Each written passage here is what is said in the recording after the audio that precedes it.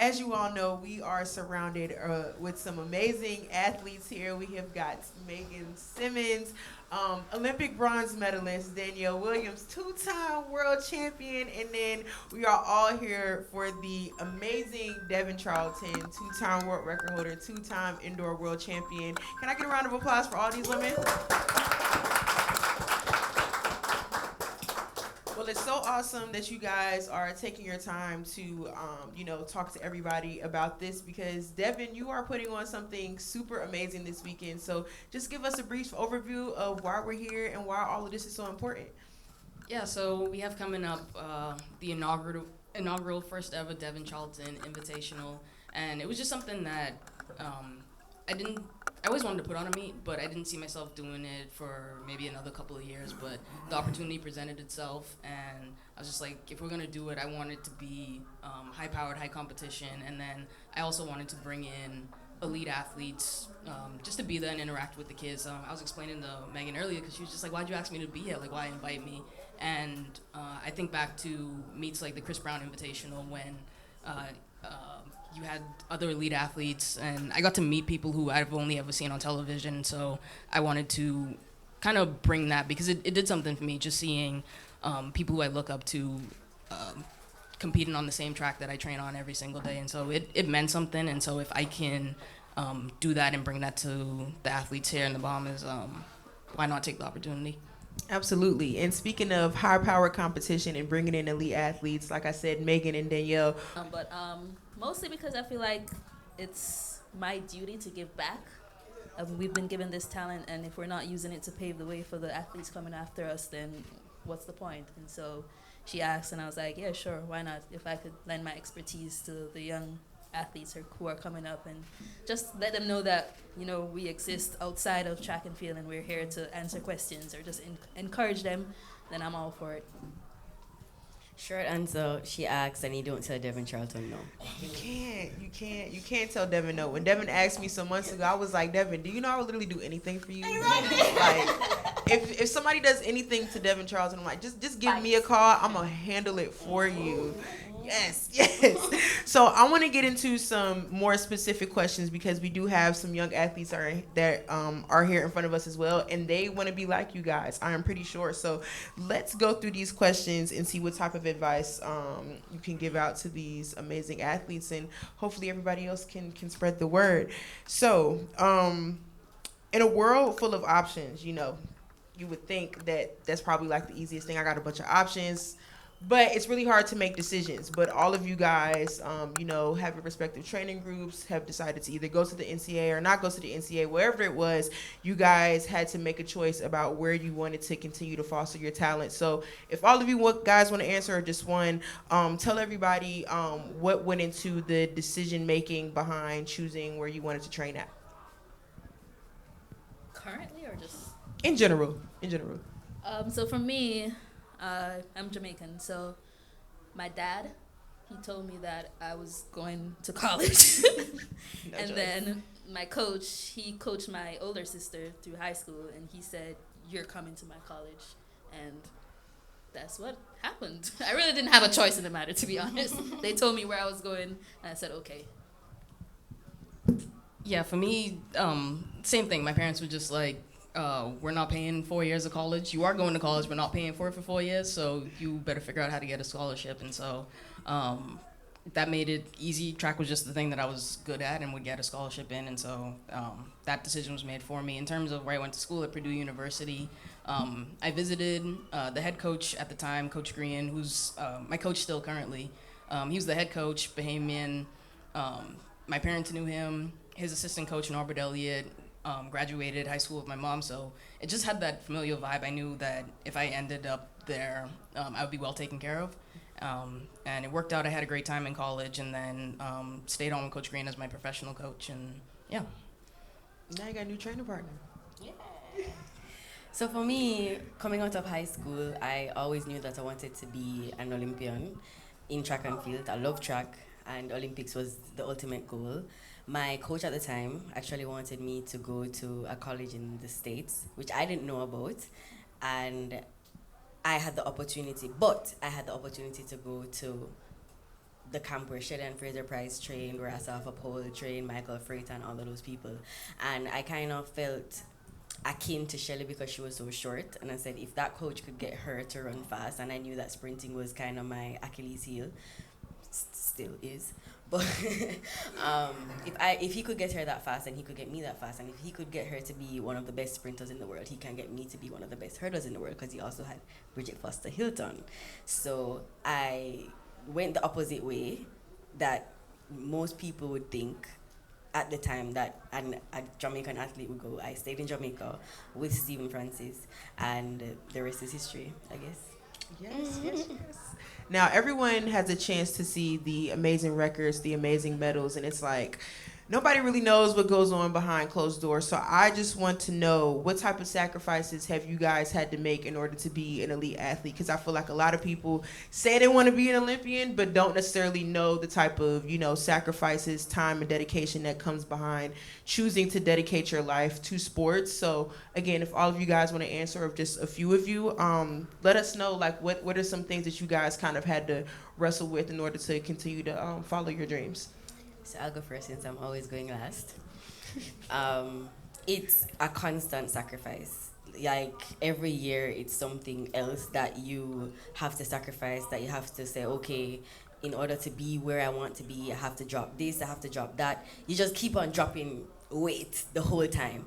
And I must say that I'm now training with Devynne, if you guys didn't know, and Masai, and I can say with clarity and complete understanding that they are who they are because they put in that work. Like watching them every single day and just being in their presence, I'm like, oh, okay, that's why y'all are so successful, because they don't cut corners, they dig in, they fight. Listen, these women are absolutely spectacular, and that's what it takes. Like every day is a sacrifice. Every day you have to feel like you're literally, I feel like I'm losing something to be better. And so that's that's what it takes, like constant sacrifice. Yeah, it definitely is, because sometimes I think, like, I've missed birthday celebrations, weddings, funerals.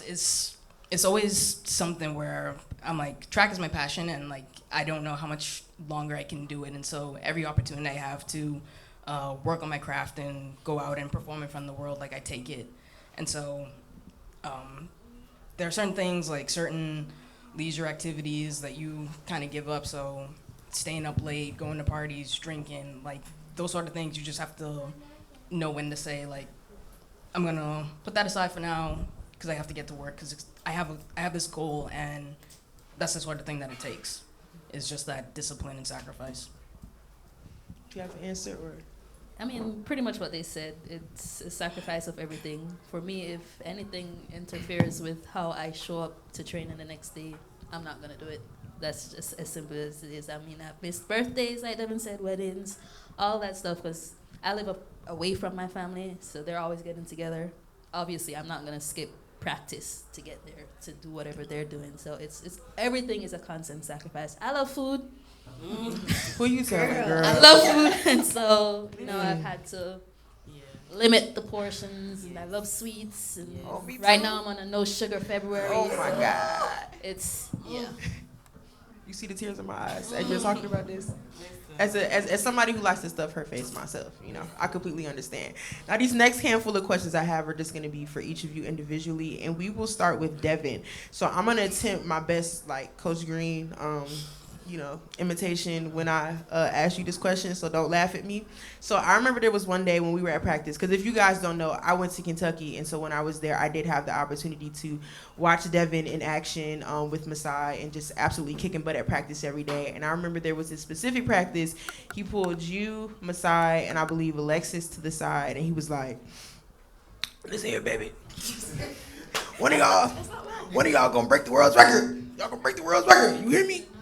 And the craziest part is that literally 2 weeks later, Devynne went on and broke the world record, and then did it again, and then came home with a world championship title. And it was just so crazy, like literally hearing that man speak that into existence and happening 2 weeks later. Like I don't think y'all understand how ridiculous that was. But for you to have him as your coach, like talk to us a little bit why it's important to have a support system that is willing to speak that much positivity into you, and how it's obviously impacted the success that you're experiencing now. Yeah, it's funny because Coach Green is one of those type of people who says outrageous things, and you kind of look at him funny and just like, all right, Coach Green, whatever, and then you just go on about your day. But he's definitely the type of person to believe in you and see things in you before you see it in yourself. Because I always used to say that like I wanted to be a golden girl, and all I meant was that I just wanted to win gold medals. I didn't realize that was the name given to a specific relay team in the Bahamas that won the gold medal at the Olympics. But when I was younger, I was just like, I want to be like that. I didn't understand that like track was an actual profession, and so it was never something that I aspired to do when I was younger. It wasn't until maybe like my sophomore or junior year of college when I was just like, I might be able to like make a living of this and like do it professionally. But Coach Green was the first person who like placed that in me, because he said something. He was like, because once you're done with college and like you turn professional and you do this, and I'm like, turn professional? I'm just like, I mean, I might run track a couple years just to go to Olympics and say that I've done it. And he's just like, no, like you can get paid for this. You can get a contract. You can like, and like I didn't see it yet. And so one of the things he says is raise your sights, like set your target higher, because he's just always been instilling in me that like I'm destined for bigger things. Yes, and what have you done so far, Devynne? Literally everything. So this next question I have is for Megan. So you've had an extensive track and field journey, Miss Olympic bronze medalist, having sponsors, losing them, gaining them back, absolutely kicking butt last year. I want you to know it was so many people on Twitter that was like, oh my God, look, Megan, she's back. And you just had an amazing year to close out 2025. And so what is some advice that you would give to people about just continuing to stay the course? Because as we just talked about, track and field is a lot of sacrifice and it can be very unpredictable at times. But you haven't let that stop you, and it is always paid off in the end. So what is some advice that you can give? Okay, so first and foremost, the most important thing that I sing on constantly is curate your space. Be selective who you let around you. Be selective who stands in your presence. Be selective who has access to, because that can either raise your vibration, raise your success, raise your levels, or it can bring you down. Like, it literally can make or break you. Show me your friends and I'll tell you who you are is the truest thing. And so I had the opportunity to come together with some really amazing people last year who believed in me as much as I believed in myself. Because a lot of the times I've been in positions where I had to believe in myself, and I had to like say, listen, I don't care what you're saying. Yeah, you think I'm short, but I'm going to prove to you that I'm going to do it anyways. For most of my life, I had to be doing that. 2025, I had people come to me and say, listen, I believe that you can do this, and we're going to do it together. We're going to get there together. And as a result, I was able to, do things that I've never done before. Run 12-3, that was always a dream of mine. It seemed so far-fetched, but I wanted to achieve it. And I put, the people coming together and me curating my space and being selective about who I let around me, dropped off some people who were dead weight and just kept going forward.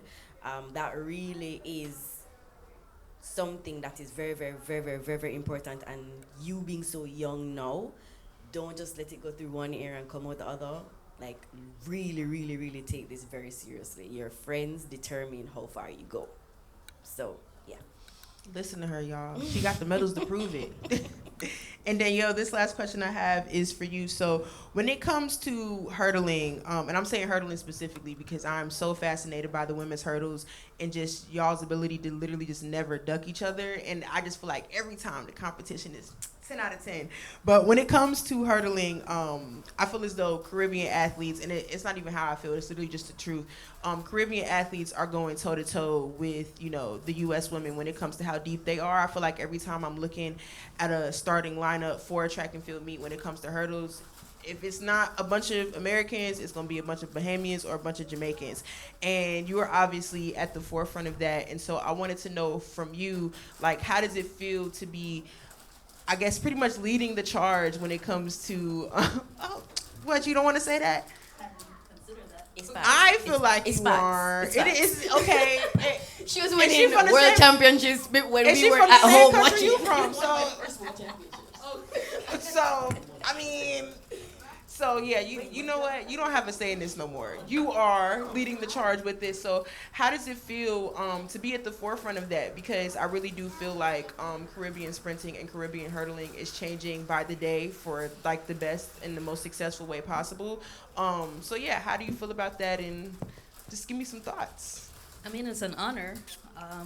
I honestly never considered it. They do though, so you have no choice but to consider it now. Yeah, it is an honor. I mean, I literally just put in the work and show up in the best version of myself every single time.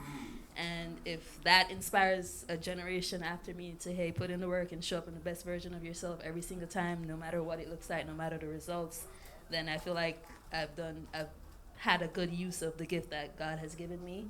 And it's great to see the Caribbean athletes showing up in the hurdles. I mean, for a very long time, it was always U.S. dominated. I mean, we had a little speck of Caribbean, like Bridget Foster and Delreen Evans-Lund, and when I came up watching, but it was always American dominated. And so to see the lineup just the other day at the Millrose Games, I looked and was like, what, 1 or 2 Americans? It's the 2 rest Americans. Of y'all were Caribbean. Like, we're showing up and we're claiming our space. I mean, we're just as talented.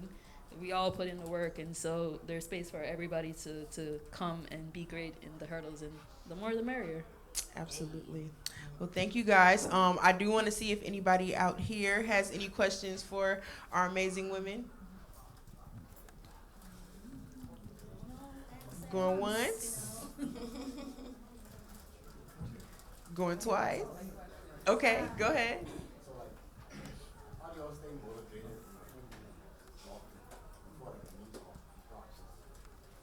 If you couldn't hear him, he said, how do you stay motivated before a meet and practice? I don't like to lose. So just imagining myself losing, I'm like, okay, we need to get our life together, and we need to do what needs to be done. Yeah, I was gonna say, for me, motivation is there sometimes, but it's not always there, and so I have a list of goals and things that I want to accomplish, and so I just take a look at it every single day to remind myself, like, this is why I'm doing it, for when motivation isn't there. Because it's easy to get stuff done when you're motivated to do it, but if you're not, then you need something to kind of anchor you and say, this is the way forward. You said that your coach saw, like, the potential. 1 second. Okay, I have a question for Devynne. You said that your coach saw the potential in you to go pro, but what in you made you say, okay, this is what I want to do? It was just easy because track was just what I love, and I didn't consider myself, and this was like a big part of it too, I didn't consider myself good enough to do it, because growing up I wasn't all that good at track. And then I went to Purdue University, which wasn't like a huge track school at the time, and because I wanted to be a big fish in a small pond, because again, like, I just didn't think I was cut out for the big league track, and like I was just gonna get my education and then let that be it. But as I devoted myself to it and I started to get better and I started to race against people like Danielle Williams. In 2015, I was a sophomore in college, and being at meets like that, competing in I don't know how that came up. But like just being in races like that and feeling like I belonged and like it was something that I could do really did something for my confidence. And I'm just like, if seeing people who, you know, walked a similar path as me, seeing them be successful and able to achieve things at that high level made me believe that I could do it as well. Thank you. Any other questions?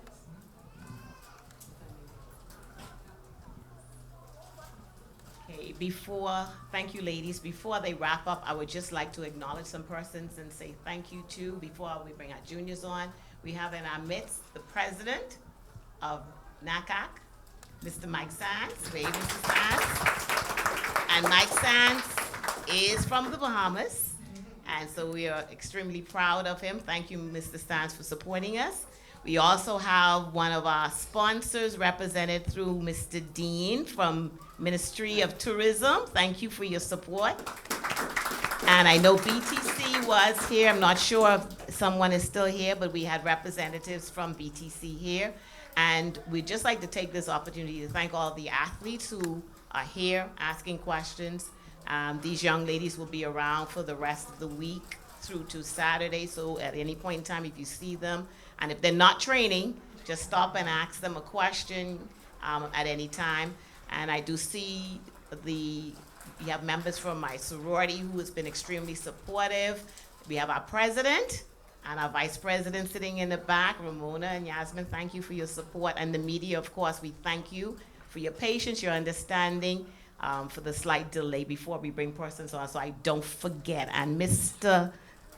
Master Mix himself, thank you for making sure that we have sound system. So if there are no more questions, Mr. Sands has a question.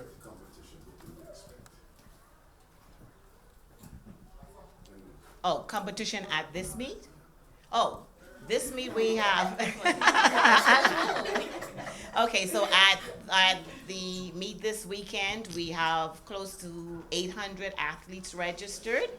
Yes, 800 athletes, and they range from age 5 and under to, we have some open elite athletes competing as well. And my grandkids are sitting there. They will make their debut. Yay, Noel and Celeste.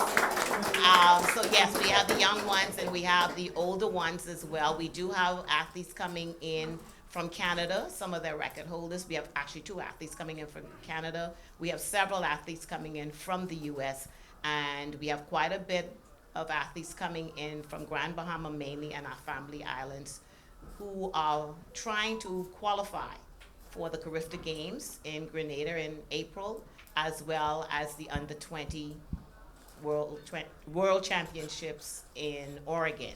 And so we are expecting some competitive races, throws, jumps. Everybody is putting it all on the line this weekend. And so come on out and support, because it's gonna be lots of fun. So come on out and support. The 100-meter hurdles under 17 and under 20 is a showcase event.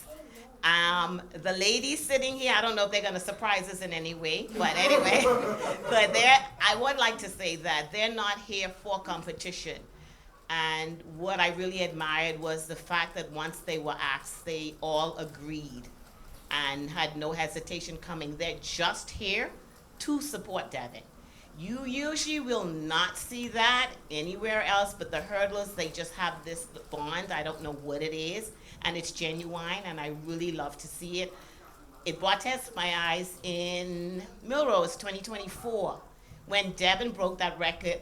I don't know who was more excited, whether it was Megan, Danielle, but it was Devynne. They had more excitement on them than. So can I say, Katelyn mentioned it. Devynne actually, we had a conversation the week before in Boston about her just putting in the work to really go for it indoor. So when she actually did it, it blew my mind. Like, I was so happy that she said it and she got it done. Because you kind of hardly see that sometimes, or it takes a while sometimes. But I was so happy. And that's just exactly what Megan did. She was all over the place. I tried to get back to Devynne, and they told me I couldn't go. And I'm like, okay, Megan said, no, Madonna just broke the record. Let her through. And security just stepped aside. I'm like, okay. And so that's how I got to Devynne, Dave and I, because Megan made it happen. And as you can see from some of the videos, Danielle was there.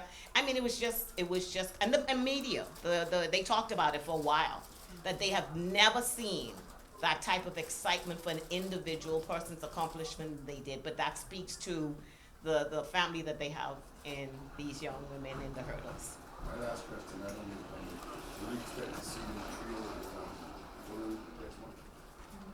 Poland? Oh, yeah. The Trio. Oh, bro, you're outside. Indoors? Yeah, I'll be running in Poland in February. No, I'm talking about You think she's slick? I mean, 20 seconds. it's a chance. It's possible. Thank you. Thank you, ladies. Now we'll exchange. Who's ready to hear some more athletes talk? Okay. Well, hello everybody. How are y'all? Oh, y'all look good. Get the smiles. Awesome. Y'all ready? Y'all running this weekend? Okay, absolutely. So I'm going to give y'all the opportunity to brag about yourselves. So going from left to right, say your name and the coolest track accomplishment about you. Use your mic. Use your mic. No, from you. Go ahead. My name is Ian Davis. I'd probably say my coolest track accomplishment was 3 weeks ago when I ran my first 20 point. Oh, round of applause. My name is Alyssa. My biggest accomplishment probably was like 2 weeks ago when I qualified for Grifto. Nice. My name is Alexis Roberts. I would say one of my biggest accomplishments was breaking Shawnee Miller Weibo's record in the 400 BSS. My name is Jakario Wilson, and my biggest accomplishment was last year when I won 4 gold medals at the Grifton game.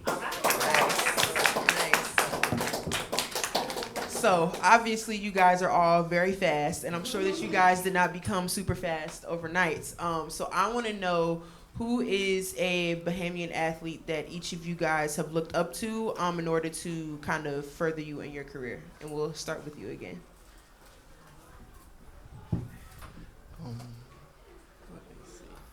A Bahamian athlete who I looked up to, probably Wendell at the time, because I was in St. John's at a young age and I was running track. And at the time, him and Wanye was the fastest. And that's when I really got into track. So Wendell, Miller, and Wanye McCoy. Probably Terrell McCoy and Ane Maki. Oh, yeah. We all know you throw very far. My apologies. For me, I think even though this might be the popular answer with everybody, probably Shawnee Miller Weibo. I mean, because she does my events, 200 and the 400. And I think growing up, like, you know, you look at the popular athletes as, okay, that's who I want to be. But when you get, like, older, you realize, okay, I have the chance to actually be like Shawnee and all the other popular athletes and successful. So I think she's really my role model. You know, she, the medals and, you know, everything. So, yeah, I think she's... Yeah. How excited were you to see her run 35 last week? Yeah. I know. Well, I'll probably say Antoine Andrews, especially because he won the first gold in the 110-meter hurdles at the World U20 Championships back in like 2021. And, you know, he keeps me motivated. He gives me tips, pointers, and it's just, yeah. Also, Devin, too. Thank you for saying the right answer. So one thing that my current coach likes to say to me all the time, even though it irritates me, he likes to say it's not punishment, it's preparation, even though he's giving us like repeat 200s and broken 500s. I'll be like, I don't know, that kind of feel like punishment to me. But what's one workout that you've done in the past week or two to prepare you for this weekend? And we'll start with you. Probably the 3-3-5 workout, like hurdles. Yeah, I just said that. I don't want to share the secrets, but I have to share this one. This one was a hard workout I had in a while. On Tuesday, I think, yeah.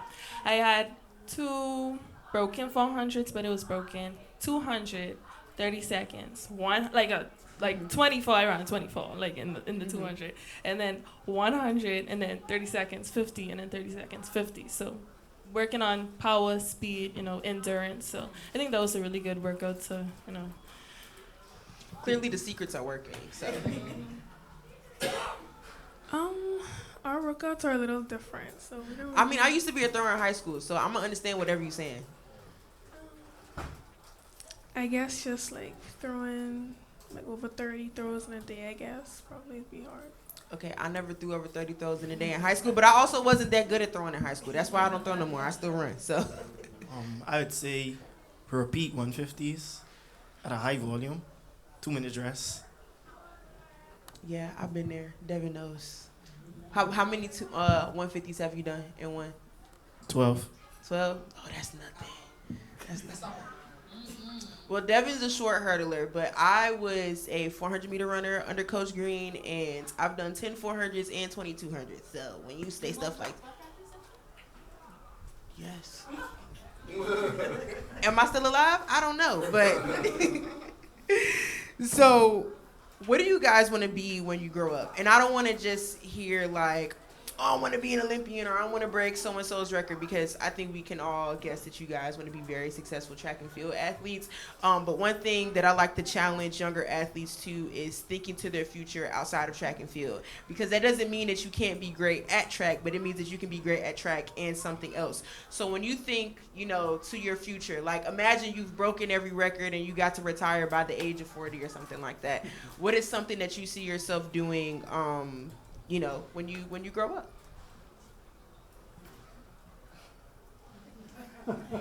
Dang, I don't want to do nothing. I know what I want to do. I want to be a journalist, like something you're doing right now, talking to young athletes, even about any other sport actually, just sports in general. And yeah. Talk to me after. We're going to get you right.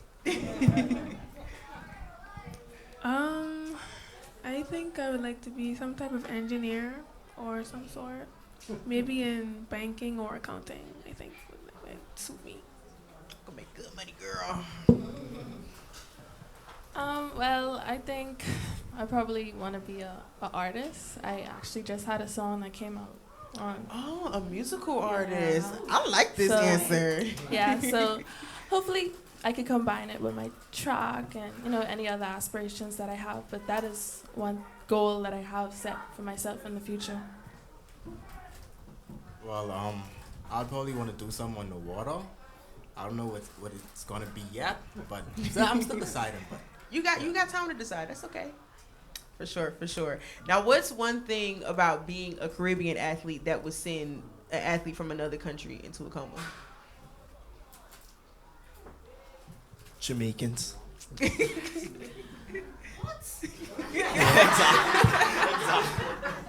Like, you going to the US, especially for pen relays, we tell them like we are Bahamians. They be like, "Oh, you're Jamaican. You're Jamaican." Not even the same colors. Can you repeat the question? So what's something about being like a Caribbean athlete that would send an athlete from another country into a coma? Like for me, like practicing outside in 30-degree weather with snow on the ground, that would probably send y'all into a coma, because that's not normal. Probably just go in the gym and then go in the throw after and then in the rain too, and it's just a lot going on. I think one of the most surprising things is probably that we don't have an indoor season. Like outdoor season started in January, so yeah, that is a little crazy. A lot of them are surprised about that. well, I'll probably say our accent. Like every time they hear like a Bahamian or Jamaican accent, like they just flip out and be like, "Oh, are you from the Caribbean? This, that, all that." So for each of you, give me one thing that you're thinking about in terms of focusing for this weekend, because obviously you guys want to do very well, but what's one thing that you're going to be telling yourself going into competition day to make sure that you're able to execute what you need to? I know that as athletes we all have aspirations to, go to Carif to qualify for World Juniors, but I think for me, I just want to be the best that I can do right now. And if that best can take me to qualify for Carifta, and that best can take me to qualify for World Juniors, then, but all I could ask for God to give me is the best version of myself on Saturday. I just really want to be aggressive and explosive. Just using my technique that I've been trying to get right for the past couple of weeks and do my best I can. looking forward to this weekend. Since I already qualified in all my events, I just come out here to. I just came out here. All right, hot stuff. You got it. I just came out here this weekend to come out here in PR, try to get as close as possible to the junior national record.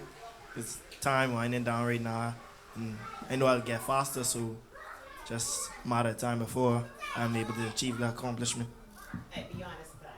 What the goal is? What you trying to break? The 400 is junior national record, Okay. and the 400, because it's in our club, so I gotta keep it in the club.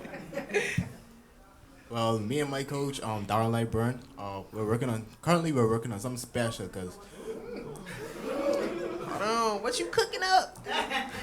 I want to be the second Bahamian male hurler to make World U20 final, and I also want to break Anton's under 20 record. Like that's 13 and 1, 2, 13 and 1, no 13 and 3. Okay. I want to Don't break be it. that I want to be the record holder. And so the last question that I'll ask you guys before I open it up to the floor is, what made you guys want to compete at the Devynne Charlton Invitational? It is first annual. Y'all could have done any other meet, but y'all decided to do this one. So tell me why. No, it's Devin. That's the GOAT. No, I mean, who wouldn't? It's like a first time opportunity. You know, it's good that she's giving back, and I just want to say thank you. I feel like as Bahamians, we expect when these athletes go off that they give back to the Bahamas, but I feel like that we should create an environment where they feel like they can do that, where they feel like they can come back and people will support them. So I feel like as junior athletes, it is vital that we support Devynne in her endeavors because, she's giving back to us. She bringing all the popular, Y'all have some very mature answers. I like this. It's the first one, and then it's a once-in-a-lifetime opportunity, or other times, but I think it would be a good opportunity to compete for the invitation meet. I'd say the real answer would be because I was in the same club as her, honestly. The same work she was doing, I kind of doing, and it's just that I'd want to support her in what she's doing because she's bringing pro athletes who are at a level that we want to be at sometime in the future and just pouring into us as young athletes. Not much people get the opportunity that we have, so just using it to the best that they can. Absolutely. Well, you guys are going to be a part of history this weekend. I'm sure everybody's going to be so proud of you and everybody else that decides to compete. So I'm going to open it up on the floor. Is there anybody who wants to ask our elite junior athletes anything?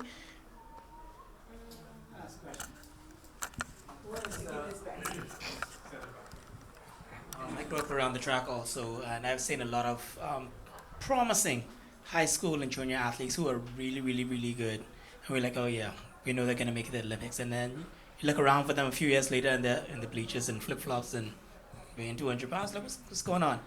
What is the one thing that you think is going to keep you grounded to really achieve your goals? Because you have talent now, but there's a lot of distractions and everything out there, from careers to hobbies to friends. What is that one thing that's going to keep you grounded to really help you to persevere and get right to your ultimate goal, the Olympics, World Championships, whatever it may be?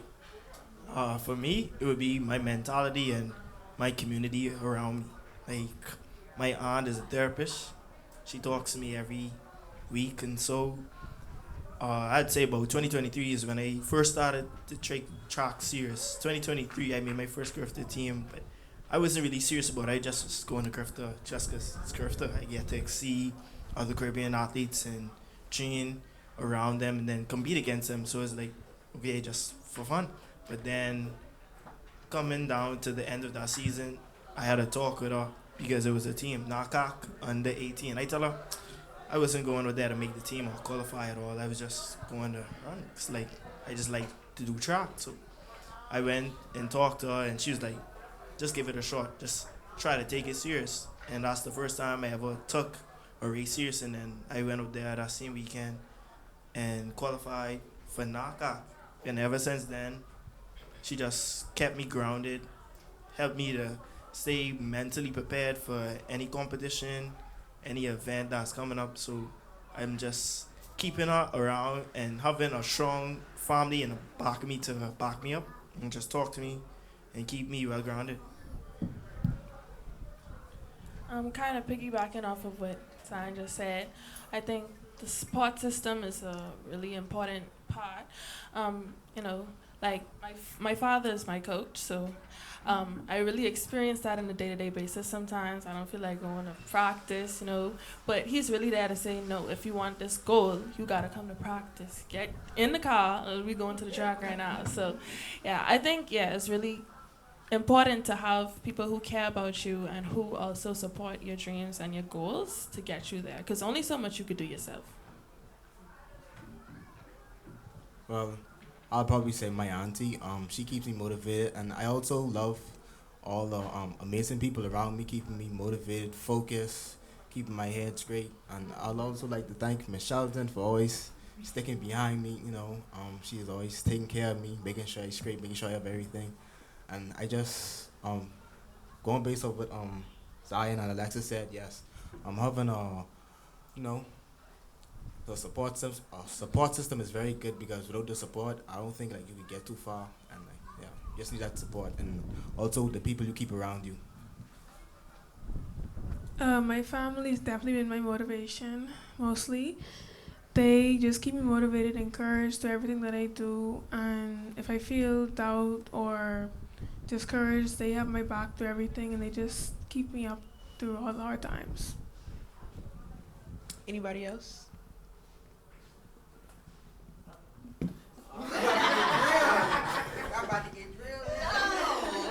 What event would you guys be doing if you weren't doing your event? Like for me, I would be doing the 200 because I really love the 200s. I just don't want to train for it. I don't want to run 400s and 600s and all that. So if I wasn't doing hurdles, I would be doing the 200. So what event would you guys be doing? Well, I'll probably be doing the 100 because it's fun. I like the competition. I can confidently say that I have experienced a lot of different events, ran the 800, trained for it before, the long jump, the 100. So I think if I wasn't doing the 400 and the 200, I'd probably do the 100. I mean, even though it's competitive, they are so fast. Everybody want to be a short sprinter. They're so fast. When you watch the Olympics and World Championships, they just, yeah. I definitely wanted to do javelin. When I first came into the sport, I actually wanted to start off with javelin, but my coach got me into discus and shot put, so yeah. If I wasn't doing the 400 and 400 hurdles, I'd do the 200. It's the funnest event possible. For quarter miler, sorry. For a quarter miler, because I don't get a sprint a lot, so. All right, well, I'm sure that everybody is sending all of you guys excellent vibes for this weekend, and good luck. Thank you.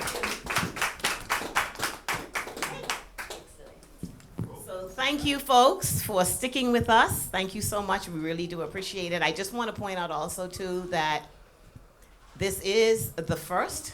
It will not be the last. And thank you for your support. But the 100-meter hurdles under 17 and under 20 girls is actually going to be Devynne Charlton's showcase event. So that is the event that's going to be called the showcase. So they will get a special medal and a special treat for that, because, of course, that's Devynne's event. So next year we may look at something else as well. But thank you again for your time and your support. See you all out. Huh? Danielle Williams, 200. Danielle, yes, we'll do the Danielle Williams, 200 meters now, 200 meter showcase. So thank you all. See you out on Saturday, God's willing. Please bring your friends, bring your family out to support. Also, that the proceeds from this event will continue to fund Devynne Charlton Barrier Breakers Foundation. So we've been doing a lot with that. And so we want to continue. There's a lot more that she has planned and wants to do. So this will help to fund that foundation. So thank you so much, and see you on Saturday. Thank you. You did an awesome job. Thank you so much.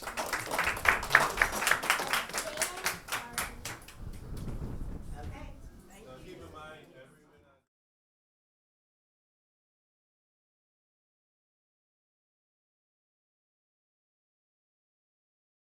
As you all know, we are surrounded with some amazing athletes here. We have got Megan Simmonds, Olympic bronze medalist, Danielle Williams, two-time world champion, and then we are all here for the amazing Devynne Charlton, two-time world record holder, two-time indoor world champion. Can I get a round of applause for all these women? Well, it's so awesome that you guys are taking your time to, talk to everybody about this because, Devynne, you are putting on something super amazing this weekend. So just give us a brief overview of why we're here and why all of this is so important. Yeah, so we have coming up the inaugural first ever Devynne Charlton Invitational, and it was just something that I always wanted to put on a meet, but I didn't see myself doing it for maybe another couple of years, but the opportunity presented itself, and I was just like, if we're going to do it, I want it to be high-powered, high competition, and then I also wanted to bring in elite athletes just to be there and interact with the kids. I was explaining to Megan earlier because she was just like, why'd you ask me to be here? Like, why invite me? And I think back to meets like the Chris Brown Invitational when you had other elite athletes, and I got to meet people who I've only ever seen on television, so I wanted to kind of bring that because it did something for me just seeing people who I look up to competing on the same track that I train on every single day, and so it meant something, and so if I can do that and bring that to the athletes here in the Bahamas, why not take the opportunity? Absolutely. And speaking of high power competition and bringing in elite athletes, like I said, Megan and Danielle